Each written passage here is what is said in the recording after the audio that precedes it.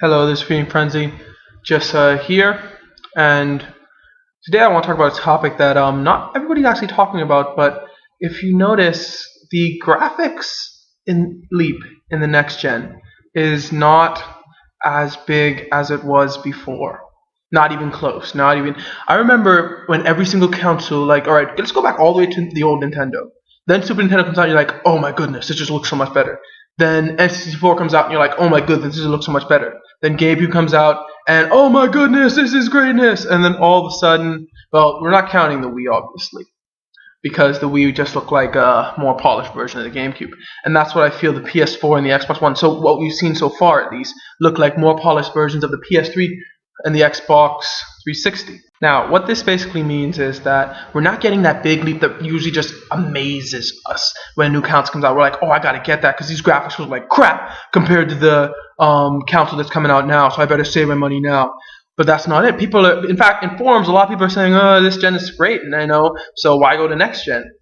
Now, the thing is that almost every system, let's not count the Wii, just put the Wii out of your memory, almost every system from every other company, basically, even Nintendo up to the Wii, has been such a graphical leap that has been enough to justify buying the next system. Why? Because the leap is so great that it's just like, yes, this is different. It's like getting a new computer because your old video card is just terrible. These consoles now need to justify themselves in other means, which I think is greatness. I am so glad that the graphics don't just amaze. Why? Because I find that sometimes developers, and we're not talking about systems here, I want to get that straight and clear. I am not talking about Wii U versus PS4 versus Xbox graphics. I'm talking about the fact that the graphic leap isn't as big as the other ones before it means that I believe developers will have to put much more effort into gameplay.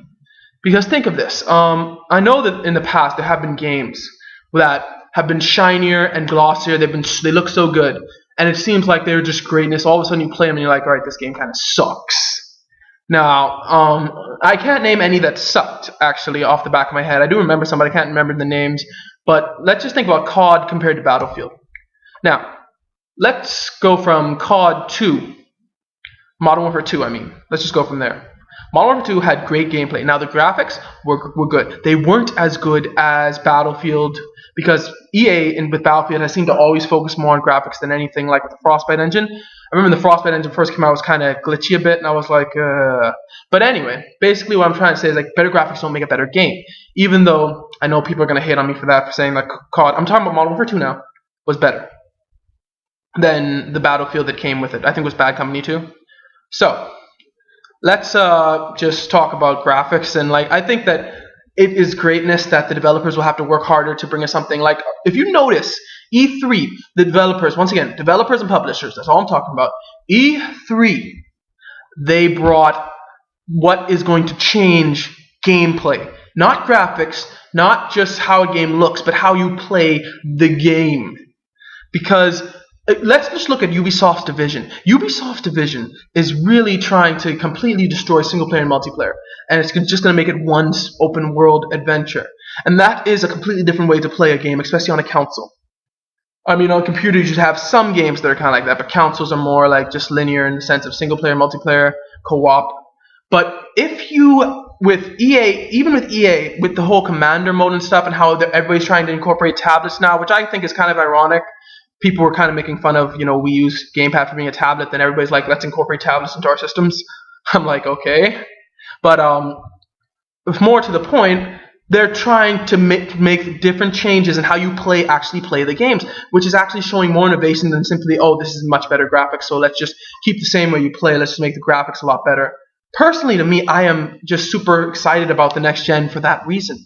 That the graphics aren't that big of a leap, so that's not what's going to attract us. So the game developers are, in a sense, forced to make games with better gameplay and forced to become more innovative when it comes to gameplay as a whole. When you think about it, that means that if the graphics basically are, I've seen a lot of people and they're like, they kind of look like last gen with certain games. Like, let's just go with Ubisoft in general. Ubisoft, to me, has always excelled with gameplay. I mean, even with graphics, honestly, they've been kind of under par compared to like EA's Frostbite engine and stuff like that. but they've always excelled as a company in general with gameplay, which I loved. Okay, EA. EA does bring good gameplay, but they tend to excel with their Frostbite engine. Their Frostbite engine looks amazing compared to the other engines in the industry. It looks crisp. It looks it's fluent. It's just greatness. But the problem is, to me, without the gameplay there, even though EA does have good gameplay, it's not as good as I believe for most of their games anyway, like their sports games and Battlefield and stuff. It's not as good as some other games that are out there now. I know I'm going to get some flack about that again. But anyway, really, EA and Ubisoft, we put them against each other. EA seems to focus more on gameplay. Ubisoft seems to focus more on graphics. The problem now is that the graphic engine itself is not jumping up as high as it was last time. So now I believe that EA is going to be put in this position where they're like, we got to focus on gameplay. Like with Ubisoft, they already focused on gameplay, so I'm really glad that this is going to push them even further because they don't have to worry about graphics. It's like, oh, we don't have to worry about graphics, let's just put everything on gameplay. That's so great to me. And I really would like to hear your thoughts on this. Do you guys think the fact that the graphic leap is not that big compared to the graphic leap before, that's actually going to be worse than last gen or current gen? Or do you think that the graphic leap is actually a blessing in disguise because that means the developers will have to make their games better? And I believe that's what I think. I think that it is a blessing in disguise. Because at first I was thinking to myself, oh, these things look terrible. And then when I got to E3 and I saw the games, I saw the way they were able to innovate, and I was like, wow, these games are really trying something new, which I haven't seen in so long. It's been so much same old, same old, same old. If anything this current gen teaches us is that better graphics do not sell the most games necessarily. I mean, in the current generation, Wii Sports, or the Wii in general, sold the most. And the Wii sold the most consoles. Xbox, I think, sold more games, but Wii sold the most consoles. And Wii had the worst graphics of all. So if there's anything we know, graphics do not sell better games. I'm glad that graphics do not make better games, and I'm glad that the companies are now seemingly have to be forced to make better games. Why? Because graphic updates are not that big of a deal anymore. Why? Because the graphic doesn't look that much different. Even Killzone, which I had to say probably looked like the best game at E3, that probably looked the best, was only a more polished version of other games I've seen on the PlayStation.